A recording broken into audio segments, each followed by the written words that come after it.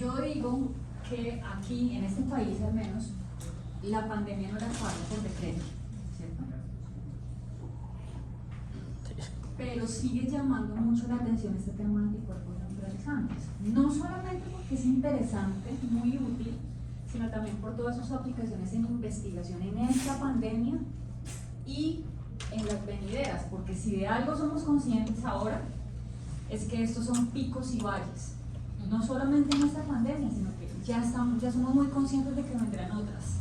No sé si algunos de los que están aquí recuerden a H1N1, que fue rápidamente controlada gracias al Tamiflu. Nosotros no estuvimos afectados por SARS, o sea, por CoV-1 ni por MERS, sino que nos tocó fue esta, pero eso nos hace conscientes de que este tema de los surgimientos, de los picos epidémicos y pandémicos es una realidad. Entonces, seguramente por eso este tema sigue siendo de interés.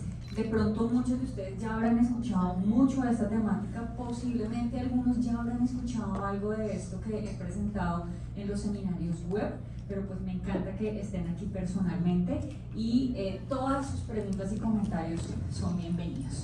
Entonces, este tema ha evolucionado mucho. Este tema cambia en cuestión de días o semanas. Entonces, por eso pongo este aviso rojo, que lo que les voy a decir es lo que sabemos hoy, pero en unos días o unas semanas puede ser diferente. Hemos observado cosas tan dramáticas que en cuestión de 1 o 2 semanas cambia el panorama. Entonces, por eso quiero hacer esa claridad. Quiero hacer una introducción acerca de la infección y cómo se producen los mecanismos que confieren la protección, tanto natural como por vacunas, y luego voy a hablar de anticuerpos neutralizantes, pero entonces eso implica hablar desde el fundamento técnico en adelante, porque es que hay mucha información y mucha de ella es engañosa. Entonces es importante hacer énfasis en la parte conceptual para finalmente presentarle los resultados de unos ensayos que nosotros realizamos de seguimiento de seroconversión tras vacunación en personal de salud. Recién empezó la vacunación en Colombia. Entonces, ¿cuál es el problema del SARS-CoV-2? Pues que es un virus respiratorio de alta transmisibilidad, no tanto como otros respiratorios, de alta transmisibilidad, y que no teníamos una inmunidad protectora de base en la población, o sea que la base de la población mundial era susceptible a la infección. Nos hemos dado cuenta de que la protección contra la infección viene por dos mecanismos, o por la infección natural o por la infección inducida por vacunas, y por supuesto de una combinación de las dos, que es lo que actualmente se llama la inmunidad híbrida, y que además nos presentan como que es algo deseable, ¿cierto? Hemos escuchado eso en las noticias. Hablemos primero de la protección por la infección natural. Hay diferentes estudios, pero este me parece bastante bonito y nos muestra que la protección global contra la reinfección, es decir, una persona que se infectó una vez, que tan protegida está contra infecciones subsecuentes, en términos globales es del 79%. Hay pequeñas diferencias, principalmente con la edad, pero entonces, por haberse infectado, tengo una protección de al menos el 79%. Esto fue hecho con las cepas iniciales. ¿Okay? Ya en la actualidad sabemos que predominan es una gran cantidad de variantes. El segundo mecanismo de protección contra la infección es la inmunidad inducida por vacunas, y a mí ese estudio me parece precioso porque realmente lo que hace es analizar los datos disponibles a partir de las primeras plataformas vacunales que se pusieron digamos en marcha y que se utilizaron para vacunación masiva alrededor del mundo. Lo que hace es relacionar la eficacia observada en ensayos clínicos de fase 2 con respecto a la cantidad o a los títulos de anticuerpos neutralizantes. En la época en la que esto se hizo, es que todo se tuvo que crear desde cero. En la época en la que esto se hizo no teníamos pruebas cuantitativas que tuviéramos comparadas contra el estándar internacional, o sea, no teníamos unidades internacionales. Entonces, ¿cómo íbamos a comparar unos títulos con otros a pesar de la diferencia de las técnicas? Ellos lo hicieron con una maniobra muy sencilla. Lo analizaron comparándolo con los títulos de neutralización que se observaban en el suero de sujetos convalecientes. Es decir, después de 2 semanas de haber presentado la infección. Claro, pues ¿qué otra maniobra podían hacer? ¿Cierto? No se podía hacer más. Hoy en día ya es diferente, pero pues es que esto fue hace bastante. Entonces lo que ustedes observan aquí en el eje de las X es el título en términos de media geométrica con respecto a lo que se alcanza en un sujeto infectado, convaleciente. Y se evaluó Sinovac, Janssen, Oxford AstraZeneca, Gamaleya, Novavax, que no la hemos utilizado acá, Moderna y Pfizer. ¿Qué se observa? Que existe una relación directamente proporcional entre los títulos de anticuerpos neutralizantes y la eficacia observada, con unos valores de esta que oscilan entre el 50% y aproximadamente el 95%. Entonces, en general, ¿qué vemos? Que aquí en esta parte inferior de esta recta vemos las vacunas basadas en virus inactivados. Aquí pues tenemos Sinovac, pero hay otras también, como por ejemplo Sinopharm. Esta se utilizaba en otros países de Latinoamérica, principalmente en Chile, en Perú, en Ecuador, en Colombia, pues hemos utilizado Sinovac, pero Sinopharm tiene una eficacia similar, está en este grupo.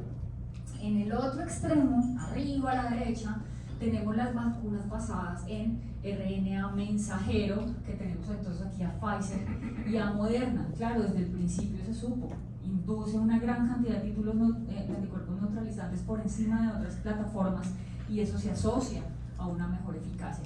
Y en la mitad tenemos otras plataformas, las basadas en adenovirus. Tenemos Janssen de una sola dosis, Oxford AstraZeneca en 2 dosis, y tenemos Gamaleya, que además tiene un diseño muy interesante porque son 2 dosis, pero utiliza 2 vectores diferentes para evitar el efecto que esa inmunización, esa primera dosis puede tener, que frene la respuesta a la segunda. Por eso utiliza un vector diferente para la primera dosis y la segunda dosis. Me parece chévere, interesante, pero hubo bastantes problemas con esta vacuna, al punto que la OMS no la ha aceptado y no la ha recomendado. Entonces lo que les quería decir es que a la izquierda abajo están las de virus inactivados, arriba a la derecha las de RNA mensajero, y en la mitad tenemos un espectro de aquellas basadas en vectores virales.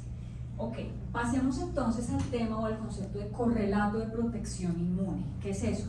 Cuando yo vacuno para prevenir una enfermedad infectocontagiosa, espero una respuesta, ¿cierto? Una respuesta inmune adaptativa, y el correlato inmune es aquello que me está generando la protección. Cuando yo soy capaz de determinar qué es exactamente lo que me protege, si son, depende de la infección, en algunas infecciones pueden ser los anticuerpos IgG, en otras los IgA, depende también de la ruta de infección, en otras puede ser la inmunidad celular, pero yo a veces no puedo medir todo eso. Entonces, lo que efectivamente confiere la protección es el correlato mecanicista, pero como yo no siempre puedo medir eso, yo sé que eso se acompaña de otros indicadores que puedo medir en sangre, que es mucho más fácil. Eso que yo puedo medir en sangre, que se asocia con lo que me produce la protección, pero que no es él directamente, se llama un correlato no mecanicista. ¿Okay? Entonces, cuando más adelante yo les diga que la evidencia muestra que el correlato de protección inmune contra SARS-CoV-2 son los anticuerpos neutralizantes, no quiere decir que desconozcamos la importancia de la inmunidad celular. No quiere decir eso, ni mucho menos. Eso sería una herejía de la inmunología que yo dijera que la respuesta celular no es importante. Lo que quiero decir es que probablemente los anticuerpos neutralizantes participen de un modo mecanicista, pero también no mecanicista, probablemente. Este tema de los correlatos inmunológicos de protección es algo conocido desde hace muchísimos años en el desarrollo de vacunas. Miren que acá tenemos una serie de vacunas para diferentes enfermedades infectocontagiosas.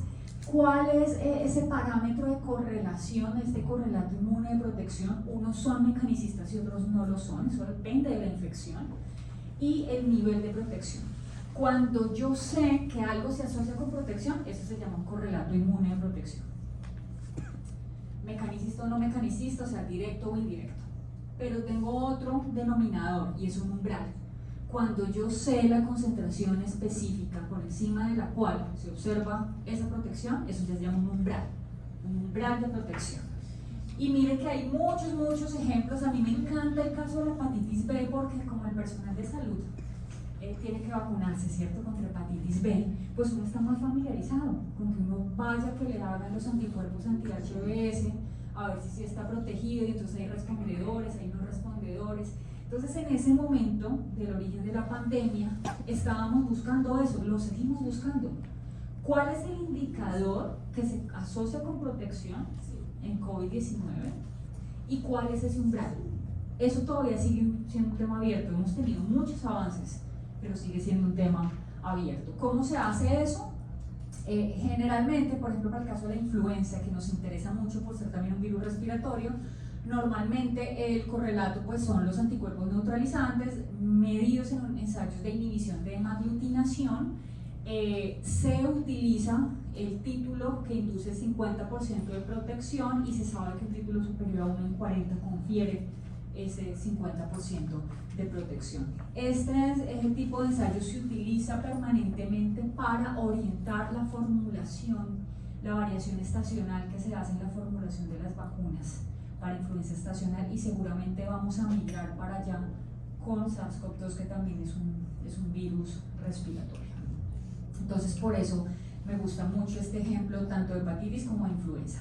¿Qué se sabe sobre el correlato inmune de protección en el caso de SARS-CoV-2? Primero que todo, lo que se sabe depende o viene de varias fuentes. Primero, de los estudios de inmunogenicidad y seguridad de las vacunas, es decir, los estudios de fase 1, ¿cierto? Yo ahí lo que hago es utilizar voluntarios sanos, en ese momento no expuestos, ¿cierto? Induzco una respuesta con un biológico y evalúo la inmunogenicidad de ese biológico, la seroconversión y los títulos. Desde un comienzo, para la mayoría, debido a las plataformas que se utilizan, se utilizaban tanto anticuerpos de tipo IgG contra la proteína S o contra fracciones de esta proteína, y anticuerpos neutralizantes. ¿De dónde vienen también los resultados? De los ensayos de eficacia. ¿Qué quiere decir esto? Vacuno una serie de sujetos y los sigo a lo largo del tiempo para ver cuáles de ellos se infectaron por vías naturales, y les estoy haciendo obviamente seguimiento con pruebas moleculares. Igual esto es un estudio, son condiciones controladas, por eso hablamos es de eficacia, ¿cierto? A diferencia de las condiciones reales que nos informan de efectividad. Entonces, si combinamos esta información, puedo obtener datos acerca del correlato inmune de protección. Y finalmente, cuando una vacuna recibe una aprobación y empieza a ser comercializada, sigue en un proceso de vigilancia, ¿cierto? Postmercadeo, eso es lo que llamamos vigilancia postmercadeo o fase 4, que ya nos muestra qué pasa en condiciones reales, entonces nos habla de efectividad. Y aquí los desenlaces son diferentes. En algunos casos, y depende de qué estemos hablando, protege contra infección, o sea, tener una PCR positivo es una cosa, y proteger contra muerte es otra. Contra hospitalización en piso, contra hospitalización en UCI, ¿cierto? Entonces hay que ser muy cuidadoso con mirar qué estamos analizando. Desde un comienzo se dijo, estas vacunas no producen una inmunidad esterilizante. Lo que buscan es disminuir la severidad de la infección. Si se disminuye además la transmisibilidad, tanto mejor, pero el objetivo más importante era disminuir la severidad. Ahora, actualmente ya hay otras vacunas que al parecer sí se han mostrado inducir inmunidad esterilizante, pero aún no están aprobadas. Es decir, que las que tenemos no son de ese tipo. Y de dónde también vienen datos de los seguimientos de los vacunados, cómo se comportan los anticuerpos, cómo decaen a lo largo del tiempo, porque eso no dura para toda la vida obviamente, y qué pasa no solamente en los vacunados, sino también en los convalecientes, porque a ellos les pasa lo mismo. Tienen un momento con un pico, pero luego ese pico empieza a bajar. ¿Qué tenemos? Que en general hubo durante mucho tiempo pocos ensayos estandarizados para mirar la inmunidad contra este virus, que no hay muchos datos en la actualidad que compare los niveles de anticuerpos de los sujetos inmunes susceptibles versus unos resistentes. Hay personas naturalmente resistentes a SARS-CoV-2, así como para VIH, por ejemplo, pero todavía no sabemos mucho de esos sujetos resistentes a SARS-CoV-2. Y esto es un ejemplo de que las cosas cambian. La última vez que yo hice esta conferencia fue hace como 6 meses. No había ensayos de reto humano. Reto humano es coger unas personas en condiciones controladas y ponerles un inóculo del virus, pero ya hay. Este artículo muestra los resultados del primer estudio de reto en humanos, donde cogieron una serie de sujetos que no habían sido ni vacunados ni infectados y fueron sometidos a un inóculo del virus y les hicieron un seguimiento. ¿Tenaz, cierto? Yo pensé que eso ya no se volverá a hacer en medicina, pero sí, lo hicieron los ingleses. A mí me impresionó. Yo realmente pensé que por consideraciones éticas ya nunca más en la historia de la humanidad íbamos a hacer estudios de retos en humanos, pero fíjense, se hizo. Imagínense todas las consideraciones éticas y los costos de hacer el seguimiento para garantizar la seguridad de esos voluntarios. Y además, la valentía de los voluntarios, o sea, irse y someterse a eso, no, ni para que le pagaran a uno todos los estímulos del mundo. Bueno, mi especialidad no es la inmunología, pero soy profundamente respetuosa de esta disciplina. No quiero minimizarla, pero este es tan complejo que yo realmente quiero aquí resumir la complejidad de la respuesta inmune, natural, innata, adaptativa, celular y humoral. Tenemos muchos caballos de batalla contra esta infección, al igual que otras. Entonces, claro, uno termina siendo reduccionista, pero precisamente por eso no hay que desconocer la importancia de que la respuesta inmune contra este virus es múltiple y es redundante, ¿cierto? Todos apuntan hacia lo mismo. ¿Qué pasa con la inmunidad humoral? Que es mucho más fácil de medir. En la actualidad únicamente hay como 1 o 2 ensayos de inmunidad celular con aprobación para uso diagnóstico in vitro y no están disponibles en Colombia, pero tienen aprobación en FDA. Entonces es muy difícil para el clínico. En investigación sí, claro, no, pues es que técnicas y métodos de investigación hay muchísimos, pero estamos hablando de la clínica, en la práctica diaria, ¿qué le podemos ofrecer a nuestros clínicos y a nuestros pacientes? Y la inmunidad celular no se encuentra dentro de eso. Por lo tanto, la inmunidad humoral sigue siendo muy importante. Aquí entonces hablamos de anticuerpos IgA inducidos únicamente por infección natural, ¿cierto? Porque es de mucosas. Las vacunas que tenemos actualmente son parenterales, entonces no está dentro de su mecanismo de acción inducir IgA. La segunda generación de vacunas incluye algunas de aplicación intranasal. Tenemos IgM, sí, claro, son inducidas por las vacunas, pero sabemos que esto es transitorio. La respuesta de memoria realmente son los IgG. Y tenemos otra categoría que son los anticuerpos neutralizantes, que eso es otra definición. Repito, no desconozco la importancia de la inmunidad celular. Y recuerden que cuando hablamos de correlatos de protección y digamos que los anticuerpos neutralizantes lo son, no estamos diciendo que sean solo ellos, ¿vale? Y la idea es llegar a establecer un umbral, ya tenemos uno. Entonces, dicho eso, hecha esa salvedad, no quiero que después me digan que soy un rey. Ahora quiero hablarles de los anticuerpos neutralizantes. ¿Por qué nos llama tanto la atención? Porque para muchas otras infecciones se sabe que los anticuerpos neutralizantes son importantes y participan o son correlatos de protección inmune. ¿Qué evidencia además tenemos? En animales también se ha hecho. Animales expuestos a la infección que reciben cócteles de anticuerpos neutralizantes no desarrollan la infección. Y en humanos, pues bueno, ustedes saben, tenemos anticuerpos comercialmente disponibles. Que no hayan llegado a Colombia es otra cosa, pero en otros países se utilizaron muchísimo y se siguen utilizando y confieren una protección. Entonces, pues tenemos evidencia clínica en humanos. Y entonces aquí viene otro estudio. Después de mucho tiempo, de más de un año de pandemia, no teníamos ni idea cuál era ese valor, pero este estudio de estos autores llega a determinar ese umbral, ese valor. ¿Qué hacen ellos? Toman también los diferentes estudios de vacunas, de diferentes plataformas, comparan el título de anticuerpos neutralizantes, pero cada laboratorio los midió diferente. Unos que fueron con virus completos en células HEC, el otro con pseudovirus en células Vero, unos eran mirando formación de placas al microscopio, otros mirando como desenlace de carga viral en el cultivo, otros utilizaban reporteros con luciferasa. ¿Quién estandariza eso? Entonces ellos también hicieron ese proceso de que cada estudio además reporta como una especie de control los valores en convalecientes. Entonces ellos hicieron el ejercicio de normalizar por el valor reportado por convalecientes en ese mismo estudio con esa misma técnica. Similar a la diapositiva que les había mostrado antes.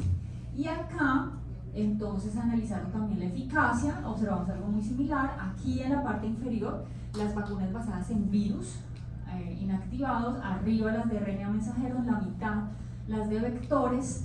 Que me parece bonito, mire que aquí se observa claramente que la curva se aplana un poquito aquí en la parte superior. Y en cada uno de esos estudios, entonces, ellos tenían una serie de sujetos a los que les hacían mediciones de anticuerpos neutralizantes y uno sabía qué sujeto hizo la infección y qué sujeto no.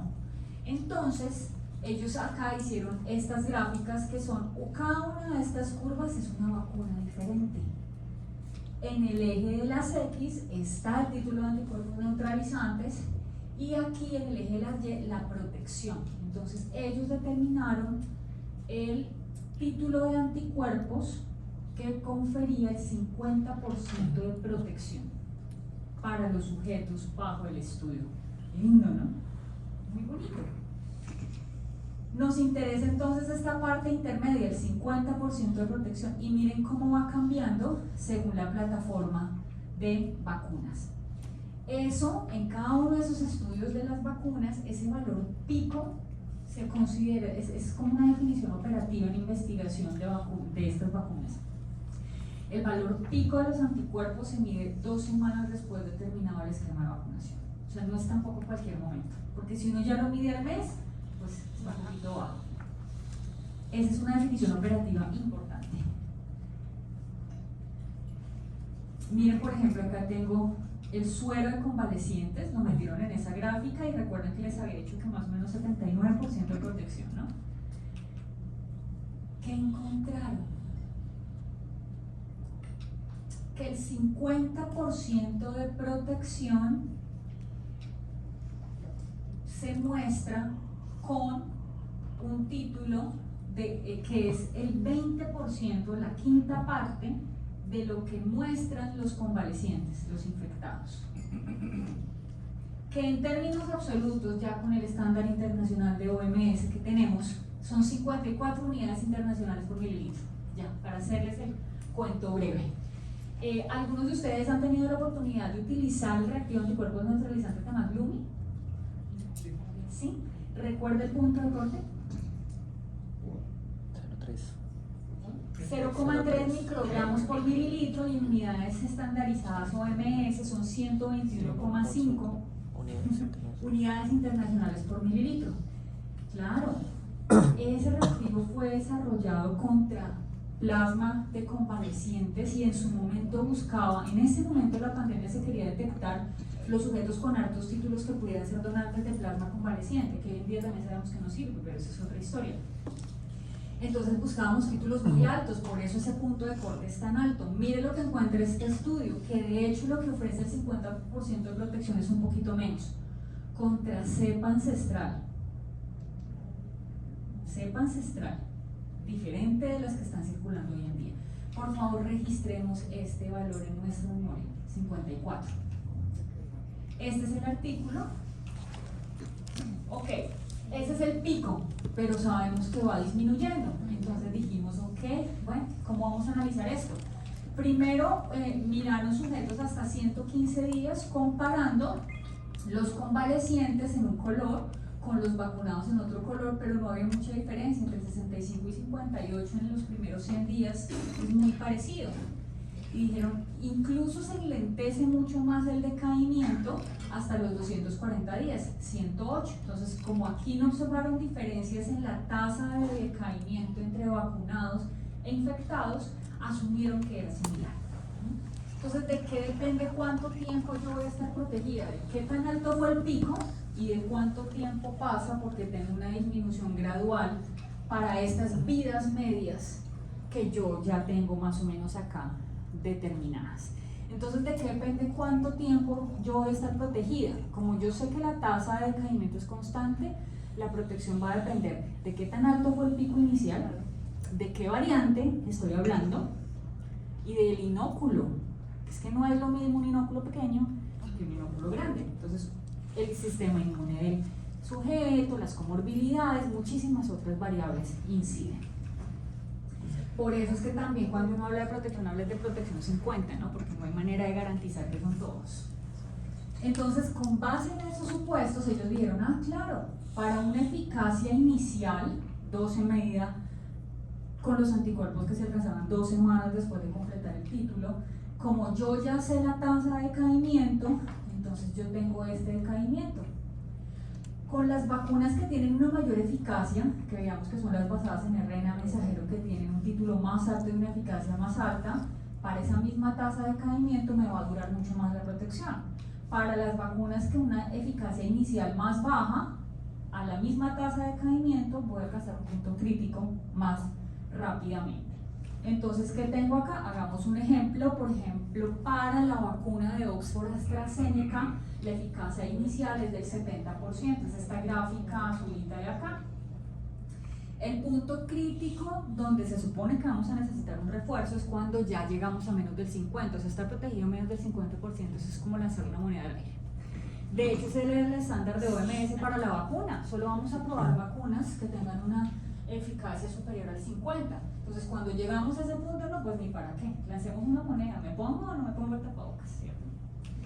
Listo, entonces, para eso tenemos que en esta curva tenemos que encontrar el momento en el que llega a 50. Cayó acá en 50 y eso ocurrió más o menos a los 140 días. Esos son algo más de 4 meses. Señora.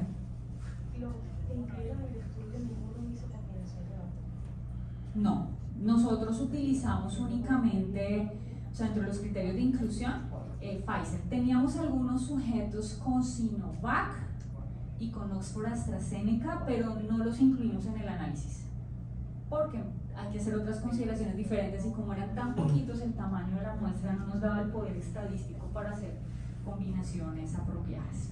Las dos dosis. Pues nosotros les hicimos determinaciones antes, después de la primera, después de la segunda y los perdimos. No es, ustedes saben, los que han trabajado siguiendo sujetos, esa perseguidera, eso es una cosa supremamente complicada para poder garantizar el seguimiento, y cuando se alcanzan unas pérdidas superiores al 25% de la muestra inicial, pues ya perdemos poder estadístico. Por eso acá únicamente les voy a mostrar hasta 2 dosis, que es el esquema básico. Bueno, entonces este análisis nos dice que, por ejemplo, para esta vacuna deberíamos considerar un refuerzo después de los 4 meses, que es más o menos lo que tenemos hoy en día para muchos esquemas de refuerzo, ¿no? Los 4 meses. Que es lo mismo que dice esta gráfica, eficacia inicial, y mire que este borde me dice cuando la eficacia baja del 50%, aquí tendría otro más optimista en rojo que me dice cuándo bajaría el 70%, ¿no? Pero miren, me dice lo mismo, algo menos de 150 días. Entonces este estudio me parece precioso. Eso era variante ancestral, con la que se desarrollaron las vacunas y con las que se hicieron los estudios iniciales. Pero sabemos que mucho ha pasado desde entonces, ¿no? Variantes surgen siempre que el virus haya infectado a alguien y se esté replicando, pero algunas se vuelven dominantes por diversos motivos. Normal, de hecho, la tasa de mutación de este virus incluso es más baja que la de influenza, y la mayoría de las veces las variantes de hecho disminuyen las habilidades, el fitness que le llaman, del virus, pero algunas no, y estas son las que se van a volver dominantes. Entonces, ¿qué ocurre? Si este es el estándar de comportamiento contra la cepa ancestral, se espera un decaimiento dependiendo con el escape que una variante tenga de los anticuerpos neutralizantes. Si una variante es capaz de resistir la neutralización y requerir el doble de anticuerpos neutralizantes, tenemos esta curva. La moradita dice con un escape más o menos de 5 veces, una inhibición de la neutralización, y tenemos otra curva de 10 veces. Esto estaba pensando para variantes alfa, beta y delta, que son las que se mueven en estos números, pero pues Omicron y sus variantes inhiben en muchísimo más. Entonces aquí les tengo unos ejemplos. Para beta disminuye la capacidad de neutralización, es tocando un poco entre laboratorios, pero alrededor del 8%, o sea, beta estaría como por acá. Delta, 2 a 4 veces, y Omicron, pues ni hablar. Algunos dicen que hasta 27 veces, otros 17, otros 8, pero en todo caso más que las anteriores, escapa más o resiste más la neutralización que los anteriores. Entonces aquí tengo un ejemplo. Si nosotros, por ejemplo, tomamos el caso de beta y asumimos una disminución de 8 veces, estaríamos más o menos en esta curva, ¿cierto? Y esa vacuna de Oxford AstraZeneca, que tiene una eficacia inicial contra la cepa ancestral del 70%, pero es así de resistente, quiere decir que la eficacia contra esta cepa sería cercana al 20%, ¿cierto? Nada. Y así para cada variante. Ojo, esto es infección en general, pero como el objetivo de estas vacunas no es que sean esterilizantes, sino que protejan contra la infección severa, entonces el panorama es otro si hablamos de protección contra infección severa. Estos resultados se hicieron en Colombia, en el Instituto Nacional de Salud, miraron la capacidad de neutralización del suero de vacunados contra estas variantes. Importante porque Gamma y Mu circularon mucho en Colombia. Y miren las disminuciones, más o menos 17 veces y 8 veces, creo que nos daba este cálculo. ¿Qué ocurre acá con este estudio? Todavía no teníamos, ellos no utilizan tampoco unidades internacionales. Entonces es un valor que es difícil extrapolar. Ellos lo hicieron en células HEC, creo. Una desventaja que tiene este estudio, que ese pico no se estandarizó, de hecho no se reporta en qué momento estaban los sujetos vacunados con respecto a la finalización del esquema, si eran 2 semanas, 1 mes, 2 meses, 6 meses, y sabemos que eso afecta muchísimo. Pero es un estudio bonito porque nos habla de las variantes que en nuestro medio circularon. Omicron. Aquí arriba tenemos como el esquema de la gran cantidad de sustituciones y mejoras que tiene Omicron, pero lo que me interesa mostrar es esto. Aquí tenemos personas vacunadas con Pfizer, cómo se cambia la capacidad de neutralización para estas dos variantes de Omicron, la BA1 y la BA2. Miren estas disminuciones. Apenas terminaron el esquema, es decir, 2 semanas después, antes de un primer refuerzo a los 6 meses e inmediatamente después del refuerzo. ¿Qué observamos? Que inmediatamente después de completar el esquema de vacunación, incluso estas variantes de Omicron tenían una resistencia de 23 y hasta 27 veces a la neutralización comparadas con la ancestral. O sea, de entrada no era tan eficaz. Pero eso es aún peor 6 meses después, ¿cierto? Miren los valores. ¿Qué es el lado bueno? Que apenas yo utilizo un refuerzo, estos valores se disminuyen a únicamente en promedio, digamos, un 8%, entre 6 y 8. Quiere decir que una persona que recién ha recibido el refuerzo, incluso para Omicron, puede seguirse ubicando más o menos en esta línea. O sea, ya no es tan terrible como los 27 que veíamos acá. ¿Con la misma dosis o con una dosis de heteróloga? La misma, homóloga. Homóloga. Sí. Ahora, con respecto a los esquemas homólogos y heterólogos, han habido muchísimos estudios. Pero en términos generales, depende de la vacuna de base. Como nosotros veíamos que hay una progresión desde la de virus inactivados, subimos a adenovirus y finalmente pasamos a las basadas en RNA mensajero. Si estos que están acá son vacunados con heterólogos, pues no es que tengan mucha ganancia. En cambio, estos de aquí abajo sí ganan a tener un heterólogo con las de arriba. Es lo que muestra la mayoría de los datos. Pero más importante que los esquemas homólogos o heterólogos es que eso ayuda a garantizar la cobertura. Y se sabe, hoy en día está tomando mucha fuerza que probablemente, el concepto de que probablemente el esquema de vacunación no ha sido el óptimo porque las primeras esas dos dosis están muy pegadas, 3 semanas o 4 semanas, que se alcanzan mayores títulos de anticuerpos si se espacían las 2 dosis, parecido a como se hace por ejemplo en hepatitis B, que es 0, 1 y 6 meses. Entonces hay un estudio muy bonito que compara los que recibieron estas de RNA a las 21 o 28 días versus los que lo recibieron a las 10 semanas, 15 semanas, 20 semanas.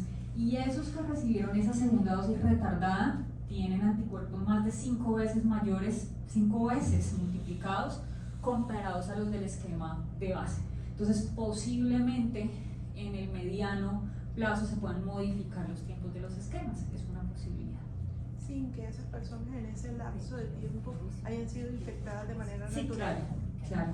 Sí, en esos estudios se excluyen a los que se infectaron en la mitad, porque pues eso altera muchísimo los resultados. Obviamente esas personas ya van a tener una inmunidad híbrida y sus títulos de anticuerpos suben, y es porque tuvieron una infección en el medio, no por la vacuna de base. Porque pasó acá en la ciudad, en el primer pico que tuvimos el año pasado, muchas personas estaban vacunadas con la primera dosis, ¿ya? Y muchas se enfermaron, la mayoría. Lo que pasa es que Cartagena, yo recuerdo que en el primer pico, Barranquilla, bueno, ambas, yo creo que fueron de las primeras ciudades que alcanzaron la inmunidad de rebaño, por infección natural, ¿no? Esa es una particularidad de Colombia con respecto a otros países, por ejemplo lo que está pasando en China. En China la tasa de ataque fue muy baja, porque además ellos fueron supremamente estrictos y apostaron una estrategia cero COVID. Entonces, la inmunidad natural de base de la población es muy baja. Ellos empezaron con sus vacunas, la mayoría de las cuales no tienen una efectividad tan alta, ¿cierto? Es inferior al 70% para todas las infecciones, un poquito más para las severas, y como que se confiaron y empezaron a bajar las tasas de vacunación. Entonces llega Omicron y les da 3 vueltas. ¿Por qué no ha sido tan terrible para nosotros? Porque yo pienso que nosotros alcanzamos la inmunidad de rebaño hace mucho tiempo y no necesariamente por vacunación. O sea, la seroprevalencia por infección natural en Colombia ha sido amplísima. Entonces, aunque pasamos épocas muy duras, pues en la actualidad ya tenemos inmunidad de rebaño y por eso la circulación no es tan alta, por eso han bajado los nuevos casos y sobre todo la severidad. Bueno, estos son estudios hechos en un grupo y estos son estudios hechos por otro grupo, pero que dicen más o menos lo mismo. ¿Qué tanto cae la capacidad de neutralización o qué tanto las variantes de Omicron escapan?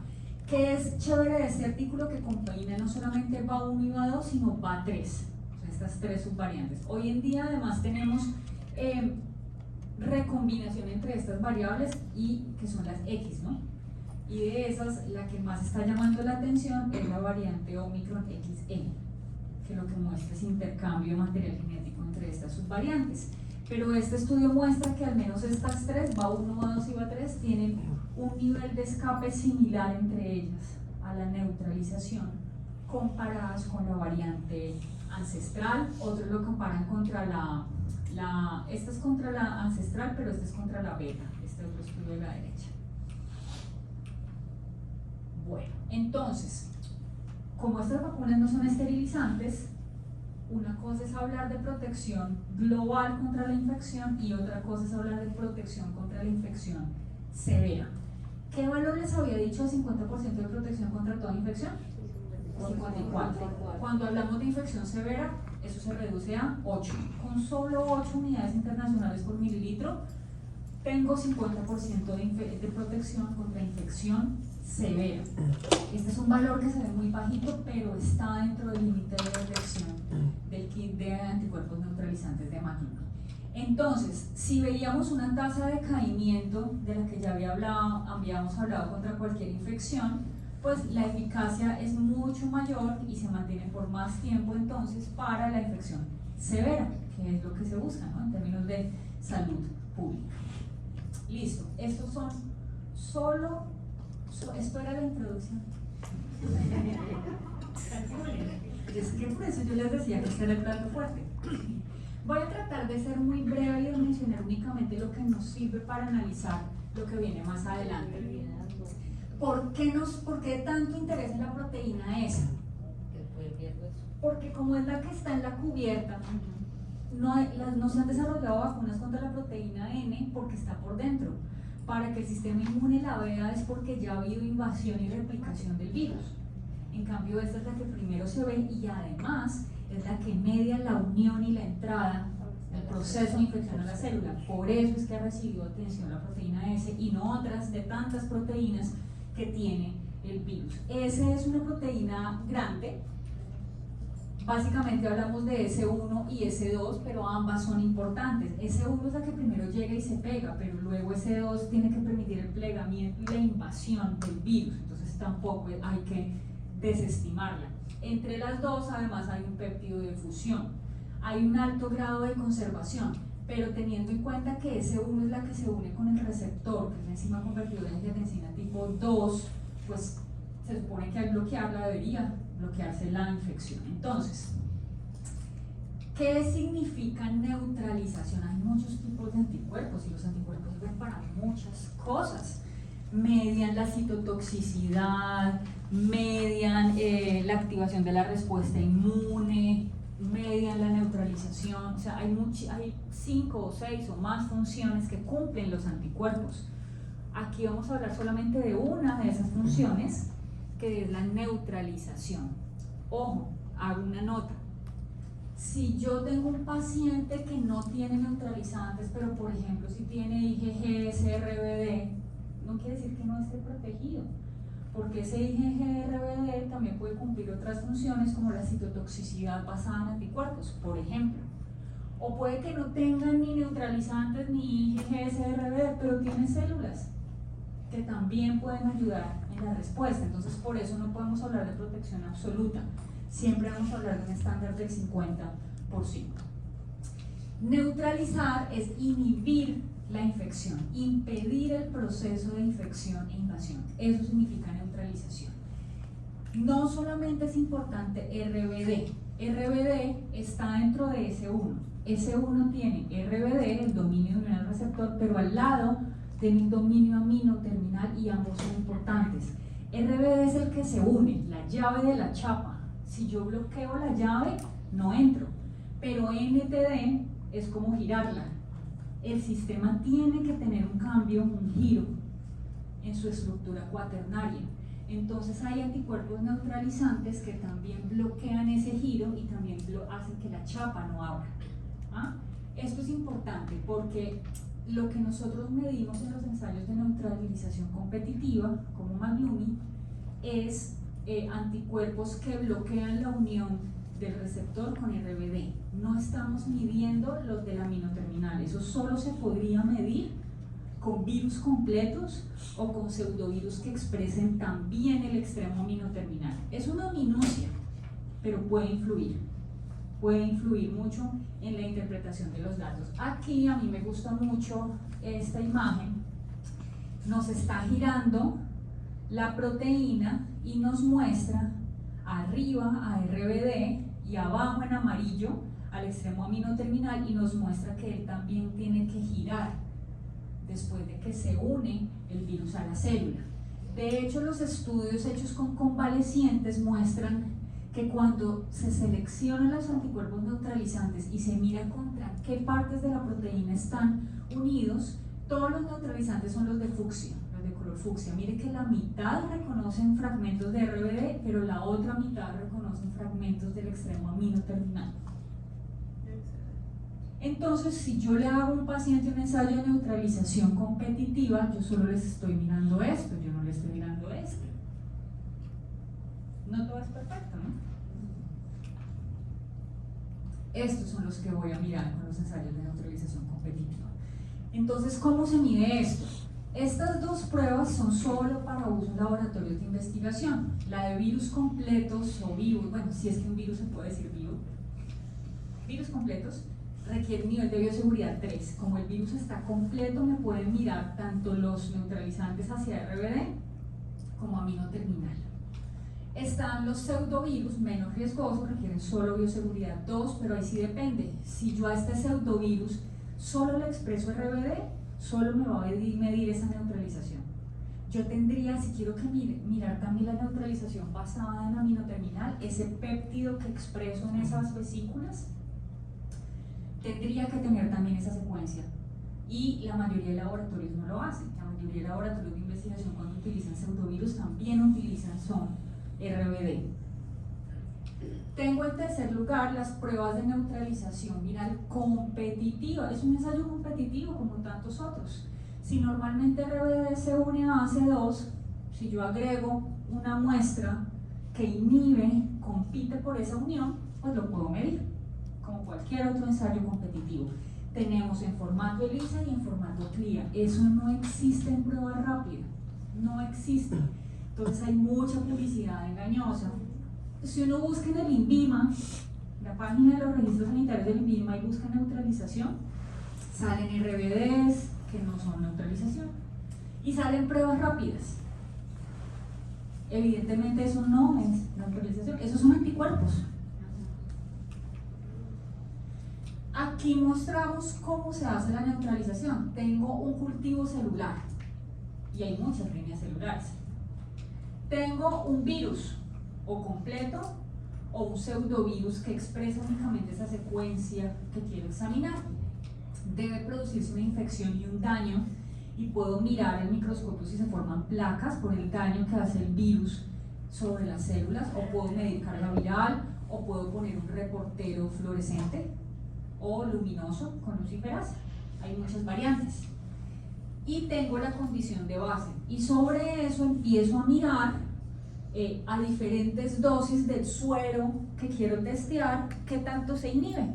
Entonces puede haber inhibición del 50% o el 90%, por eso los títulos de neutralización en estos métodos en placa también se reportan como neutralización 50% o neutralización 90%. Y los títulos por diluciones. Por ejemplo, en un artículo me dicen el título de neutralización con tal vacuna es 1 en neutralización 50 es 1 en 10. ¿Qué quiere decir eso?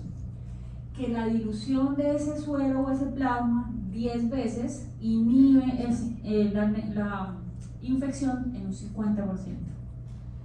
Entonces, cuando uno lee, tiene que tener cuidado con esos pequeños numeritos. ¿Por qué? Porque ellos no utilizan unidades internacionales. Nosotros sí. Y estos son los de neutralización competitiva. Aquí tenemos uno basado en ELISA. Normalmente tenemos en el pozo de reacción AC2 y tenemos RBD. Ellos normalmente van a interactuar y todo esto está acoplado, ¿cierto? Y me va a generar una señal de quimioluminiscencia. Si yo agrego una muestra que bloquea esta interacción, tengo una disminución de la fluorescencia, un ensayo competitivo típico. Hay muchos en el mercado, pero la mayoría son para uso en investigación. Muchos, ustedes buscan Neutrodicin, Antibodies, ELISA, mejor dicho, uno hasta por Mercado Libre pueden pedir eso, hasta por Amazon. Pero con autorización para uso de emergencia en Unión Europea y en Estados Unidos solamente está este. Pero es un ELISA, con las desventajas que un ELISA tiene. Y está el reactivo de Maglumi, que es basado en CLIA, como yo les decía. Si hay una unión, si se permite la unión en la reacción, ¿cierto? En la mezcla de reacción del AC2 con el RBD, hay una señal de fluorescencia. Pero si la muestra bloquea eso, es decir, hay una neutralización porque impide esa unión, disminuye la fluorescencia. Entonces estas son las características del ensayo. Inicialmente, cuando lo diseñaron, había mucho interés en detectar personas que pudieran ser donantes de plasma convaleciente con títulos muy altos. Entonces ellos generaron este punto de corte para predecir este título. Mire que aquí aplicamos lo de los títulos. Esto quiere decir, este punto de corte en esta prueba predice un título de 1 en 20 para producir 50% de neutralización estandarizado contra un ensayo con virus vivos con cepa ancestral. Otro comentario, hay pruebas en el mercado de laboratorios muy prestigiosos que dicen estos son neutralizantes porque es que está estandarizado. ¿Contra qué lo estandarizaron? Con un ensayo competitivo, con CIPAS, con ELISA. No, si queremos algo diagnóstico que le podamos ofrecer al paciente, hay que buscar un ensayo competitivo que haya sido estandarizado contra prueba en virus vivos, que es el top en cuanto a los estándares. Ese requisito lo cumple este ensayo. Fue virus vivos en cultivo, predicen títulos altos. Este punto de corte predice ese título, pero como vamos a buscar a otros valores, igual el límite de detección, el rango de medición y la linealidad de la prueba nos permite detectar esos valores de los que habíamos hablado de 54 unidades internacionales, que es el correlato inmune de protección del 50% cepa ancestral, 8 unidades internacionales por mililitro para protección del 50% contra infección severa por virus ancestral. Si llega una nueva variante y nos dicen que escapa 20 veces, pues los anteriores títulos los multiplicamos por 20, ¿sí? ¿Sí vamos bien? ¿O ya aquí me enredé? Entonces, última cosita. Tenemos anticuerpos de unión que se llaman BAU, ¿no? Binding Antibodies Units. Eso significa BAU. Hay de tipo IgA, IgM, IgG. Nosotros hemos usado bastante IgG-RBD. Esos IgG-RBD seguramente detectan una porción, una parte de neutralizantes. ¿Cuáles? Los dirigidos contra RBD. Pero si nosotros analizamos qué son los anticuerpos neutralizantes, primero que todo, son de muchos isotipos. Pueden ser IgA, IgM, IgG.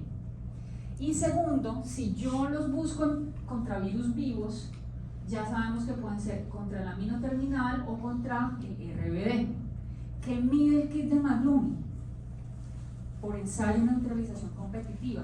Anticuerpos neutralizantes totales, IgA, IgG, IgM, que bloquean el RBD de la cepa ancestral.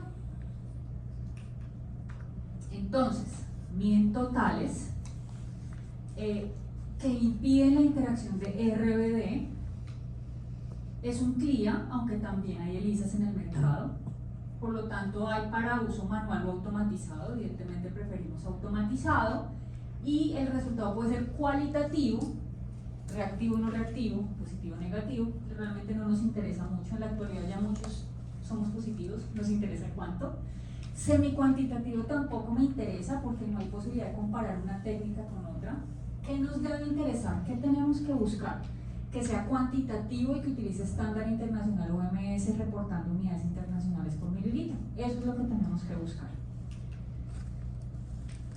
Repito, una prueba rápida, o sea, una inmunocromatografía del tubo lateral no puede medir esto.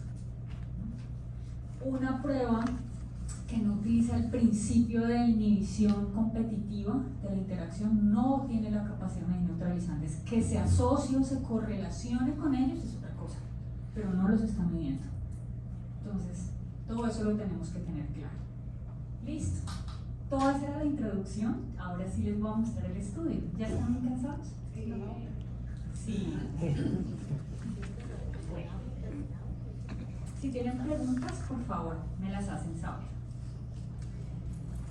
Utilizamos estos dos kits, IgG-SRBD y anticuerpos neutralizantes de Maglumi, también en el Maglumi 800.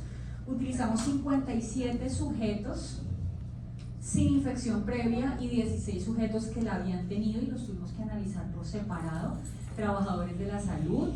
Aquí tuvimos personas del servicio de urgencias de la Cruz Roja y del servicio de ambulancias de la Cruz Roja Bogotá y Cundinamarca, personal del Banco de Sangre en Bogotá y también algunas personas que hacían parte de Bellas Lab también participaron, algunos voluntarios en el estudio.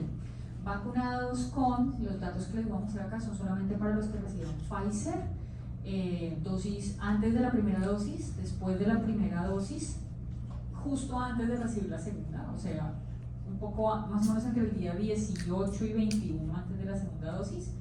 La segunda dosis recibida el día 21, perdón, y la segunda determinación un mes, no 2 semanas, como muchos estudios miden el pico, 4 semanas, un mes, eso es necesario tenerlo en cuenta. Primero hicimos una verificación de la sensibilidad y la especificidad contra un set de sueros conocidos, positivos y negativos, ¿cierto? Confirmados. Los positivos eran personas con diagnóstico confirmado por prueba molecular. Los sujetos negativos, las muestras consideradas negativas, eran prepandemia. O sea, sacamos por allá de la seroteca muestras del 2017 donde no estaba circulando este virus y encontramos que el RBD tenía una sensibilidad del 100% y una especificidad del 85% y que por el contrario anticuerpos neutralizantes tenían una especificidad del 100 con una sensibilidad del 80. Entonces por eso a veces nosotros decimos que es bueno utilizarlos en conjunto. Esto por tener su alta sensibilidad puede funcionar como un tamiz y esto por su alta especificidad puede funcionar como una confirmación, ¿no? Bueno, resultados. Separamos lo que usted me preguntaba. Separamos los que no habían tenido COVID de los que tuvieron COVID, para empezar. Y estos son los valores. Aquí ustedes tienen el punto de corte. Esto acá es RBD únicamente. Entonces aquí ven el pre, después de la primera dosis y después de la segunda dosis.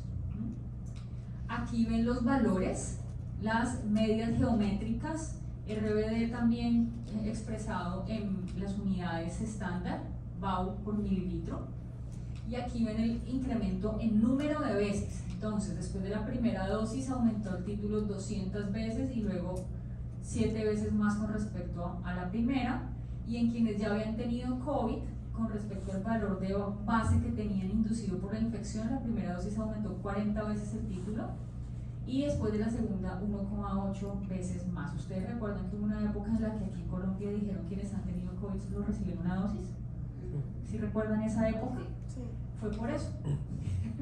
Porque estas personas que han tenido COVID con la primera dosis alcanzan valores similares a los que quienes no habían tenido la infección alcanzaban con las 2 dosis. Es por eso. Y porque el incremento posterior después con la segunda era tan solo 2 veces. Fue por eso que en su momento se hizo, porque además había baja disponibilidad de vacunas y teníamos baja cobertura. Neutralizantes. Antes, primera dosis, segunda dosis, y aquí puse 2 rayitas. Una rayita en 8, que veíamos que es el correlato que induce 50% de protección contra infección severa. Y hay una protección de base. Lo que pasa es que en Colombia nunca se estudió, pero coronavirus humanos que producen gripa, resfriados han circulado muchas veces y puede haber una protección cruzada. Y esta segunda rayita es el correlato de protección de 50% para toda infección. Entonces el 8 y el 24. Miren los valores. En términos absolutos, en las personas que no han tenido COVID, con una primera dosis aumenta 15 veces el título de neutralizantes y luego 8 veces más con la segunda dosis, mientras que en quienes han tenido la infección, la primera dosis aumenta en el título prácticamente 63 veces y posteriormente ni siquiera se alcanza a duplicar. Entonces eso de nuevo justifica por qué en ese momento de baja disponibilidad de vacunas se acortaba el esquema solo una dosis en quienes habían tenido la infección. Y miren los títulos. Miren por ejemplo acá los títulos más altos se observaron en quienes habían tenido la infección después de la segunda dosis, 16.000 unidades internacionales por mililitro. Y acá miren en la dosis 1, 26.600 unidades internacionales por mililitro. El rango de medición de esta prueba es hasta 1000. Entonces, evidentemente para hacer la cuantificación teníamos que empezar a hacer diluciones con mucho cuidado, porque ustedes saben que si uno salta una dilución muy alta, pues hay efecto de Pozzona y bueno, en fin. Entonces teníamos que ser muy cuidadosos para titular apropiadamente estas concentraciones en esos sueros de vacunados. Conclusiones. La evidencia disponible a la fecha muestra que el correlato inmune de protección para COVID-19 son los anticuerpos neutralizantes. Paréntesis, no significa que sea mecanicista y no desconoce el efecto de otros brazos de la respuesta inmune. Se sabe en la actualidad que el umbral de protección que ofrece 50% de protección contra toda infección, infecciones en general, es una concentración de 54 unidades internacionales por mililitro, esto medido con cepa ancestral, que el correlato contra infección grave, que confiere 50% de protección, es 8 unidades internacionales por mililitro para cepa ancestral. No existen ensayos de neutralización basados en virus que tengan aprobación para uso diagnóstico in vitro, eso en los pacientes no lo podemos usar. Todo eso es muy bonito en investigación, pero no para diagnóstico clínico. En cambio, ¿qué podemos usar? Se llaman ensayos de neutralización competitiva. Y tenemos que estar seguros de que tenga un registro sanitario. Los que existen están basados en CLIA y en ELISA. No es posible medir este tipo de analitos con pruebas rápidas. Y tenemos que ser muy cuidadosos porque hay mucha publicidad engañosa, así hasta en la página de registros sanitarios del INVIMA. La recomendación para diagnóstico clínico, utilizar ensayos que sean cuantitativos empleando estándar OMS y que reporten sus unidades en unidades internacionales por mililitro. es muy importante, estos estudios continúan porque cada vez es más, somos más conscientes de que es importante seguir digamos, confirmando si este realmente es el umbral de protección y cómo este va a cambiar ante variantes. Seguramente esta va a ser una medición también fundamental para el desarrollo y comercialización de nuevas vacunas, ¿cierto? De nuevos biológicos, y en la medida en que se masifique su uso, pues va a ser posible confirmar si esos sí son los umbrales o no lo son. Como nos encontramos en una fase de la pandemia de baja circulación del virus, de pronto ya no hay el mismo interés que siempre, pero sigue habiéndolo, y es importante pues como tener claridad sobre algunos conceptos. Estos hallazgos sobre anticuerpos neutralizantes no están desconociendo la importancia de la inmunidad celular. Sin embargo, si uno quisiera evaluar esto, no tenemos reactivos disponibles en Colombia para hacer evaluación con aprobación para uso diagnóstico in vitro. Si lo existiesen, porque existen 2 aprobados por FDA, hay que hacer muchos pasos de preparación de la muestra para purificación de mononucleares y hacer una serie de pasos y diluciones. Están disponibles en formato de ELISA, entonces realmente sería bastante engorroso. No he visto realmente que los equipos de investigación del país estén utilizando esos. Algunos están interesados más en hacer el eSpot, pero no necesariamente esos ensayos que están autorizados por el FDA. Pero es interesante para investigación. Agradecimientos nuevamente al equipo técnico y administrativo del Banco Nacional de Sangre de la Cruz Roja en Bogotá y también al Servicio de Urgencias y de Ambulancias de Cruz Roja Bogotá y Cundinamarca, ya que muchos voluntarios pertenecían a esa división. A la doctora Tatiana Ortiz, que también fue la que manipuló en todo momento el equipo para la obtención de datos y me ayudó con el seguimiento de los voluntarios, y por supuesto a SNAI y Vélez Lab, quienes proporcionaron los reactivos, los consumibles, pusieron a disposición el equipo y todo el soporte requerido para la realización del estudio, pero ellos no influyeron ni en el diseño del estudio ni en el análisis de los datos. Y como deben estar muy cansados, si alguien quiere jugar, pueden escanear ese código QR con su celular y hay un jueguito de 5 preguntas. ¿Alguno de ustedes conoce un juego de los 80s y de los 90s llamado Pac-Man? Es como un come galletas. Entonces hay un laberinto y a él lo persiguen.